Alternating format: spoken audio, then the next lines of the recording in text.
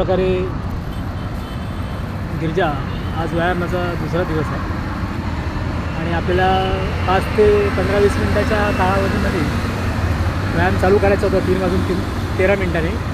परंतु इथला निसर्ग कसा आहे, हा पाऊस वगैरे बघा असा आहे, पाऊस आला तर येतो नाही तर येत नाही असं. आपण उशिरा एक्सरसाइज केले, झाड लावायचे, 2 आंब्याची झाडं ती लावायचे. तर तू आता गुजराती बोलण्यापेक्षा थोडंसं मराठी पण बोलत जा, कारण की आता तुला महाराष्ट्रात वगैरे जायचं. मी आता व्यायाम चालू करतो. Let us start. जय गणपतीला.